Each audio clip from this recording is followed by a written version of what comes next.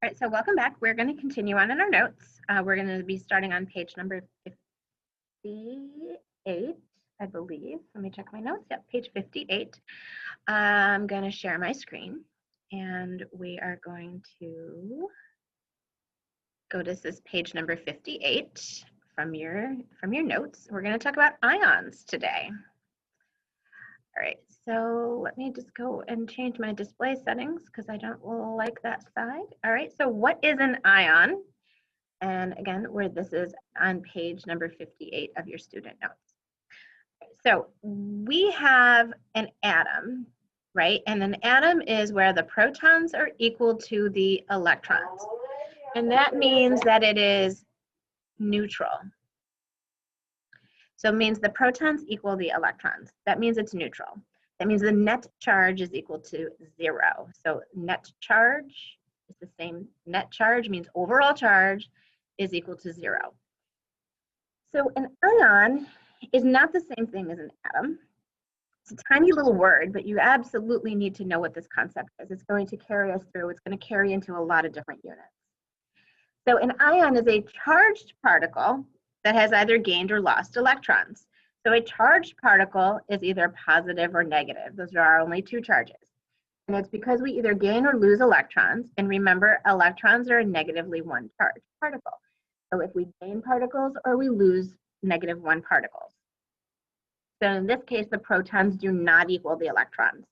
So the first, we only have two types of ions, positive or negative.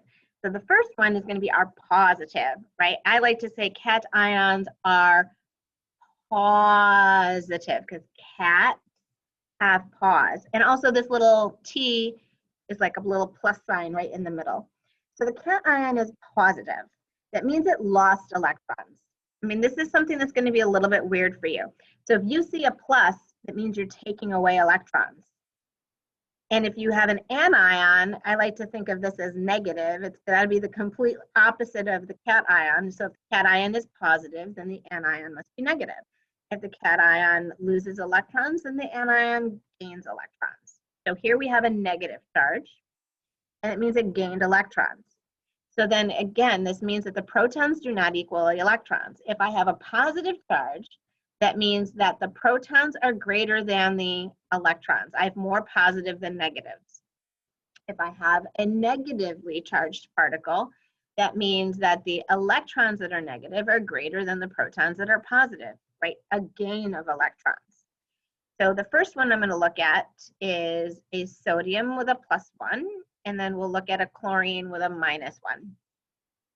So sodium with a +1, the protons is equal to the atomic number. That's the identity. Sodium is sodium. Sodium always has 11 protons. If it doesn't have 11 protons, it's not sodium. Chlorine's atomic number is 17. So that means that the positive protons is equal to 17. So sodium has 11 positive charges. So if I have a +1, that means that it has more positives than negatives. If it was neutral, let's just go over here, neutral. So neutral, that would be the atom, has protons that are positive equal to 11, and the electrons that are negative also equal to 11. But now I have a +1 charge. It means I have one more positive. So instead of 11 negatives, I only have 10 negatives.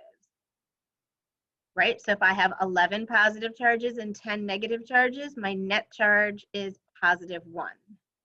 Right? So sodium with a +1. See, I had a +1, I have a plus, so I took one electron away. So from 11 to 10. Now let's do the opposite for the cation.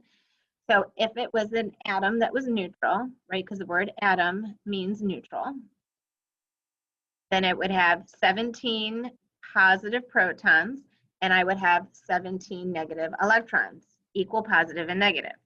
But now if I have a -1,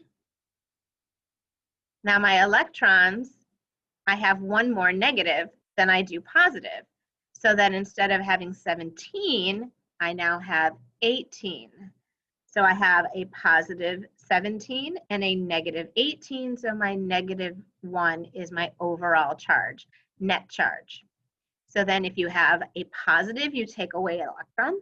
If you have a negative, you gain electrons. And so that is what we have for ions. All right, so now let's do a little bit of practice. We have a couple of substances. So let's lay out our substances. All right, so we have a sodium atom because that's got a net charge of 0. Now I have a sodium ion, right? I just did this one on the previous page.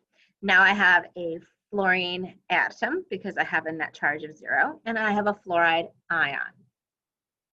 The atomic number I'm going to pull right from the periodic table. I'm going to find the symbol Na, and the atomic number is 11. This is still Na, it is still sodium, 11. So I'm going to go to the periodic table. I'm going to go find myself fluorine, which is way over here, all the way to the right-hand side. So that is a 9. Notice how I am on opposite sides of the periodic table, so I have opposite charges. 9 and 9, still atomic number 9 for fluorine. So now the atomic mass, which I'm just going to get from the periodic table, I'm going to take the mass to the nearest whole number, 23. Still has a mass of 23. If I'm playing around with electrons, I'm not going to change the mass because the electron has 0 mass, so it doesn't affect the mass. So 1919 from the periodic table. Right, so the number of protons is equal to the atomic number. That's the identity of the element. 11, still 11. 9, and still 9. Now my number of neutrons, right? So the neutrons, right, the mass is the protons plus the neutrons is equal to the mass. So in order to get the neutrons, I take the mass and I subtract the number of protons, which is the atomic number. So 23 minus 11 is 12, 12 neutrons. 23 minus 11 is still 12 neutrons, because all I've done is made a charged particle. All I've done is altered the number of electrons. Everything else is going to remain the same. So then 19 minus 9 and 19 minus 9. Now let's look at those number of electrons. If this is neutral, that means that my protons must equal my electrons. My positive equals my negative. So that's going to be 11. Now in this case, if I have a positive 1, that means my positive protons will be greater than my negative electrons by 1, right? So it means I have 1 more positive. So instead of 11 negatives, I only have 10. So now let's look at our neutral fluorine, right? So 9, right? Protons equal electrons for an atom, right? The positives equal the negatives. So now if I have a negative 1, that means my electrons are going to be greater than my protons, but by how many? Well, however many charge there is. If it was a minus 2, then I would have 2 more. If I only have a minus 1, it's only 1 more. So in this case, it's going to be 10. Right, so I think that wraps up our electrons, which brings us into what is the periodic table. So let's talk a little bit about the periodic table. The periodic table is a chart, and it's used to organize elements based on their atomic number, which is the number of protons. So now we're going over to page 59. And the periods are called the rows, right? So horizontal periods. And they're the horizontal lines. And the groups or families are our vertical columns. So we have 18 vertical columns and we have 7 horizontal lines. So we have 7 periods and we have 18 groups or families. So our models of the atom, we are now introducing a new model of the atom, which is called the Bohr model. And we'll talk more about the Bohr model in our next set of notes.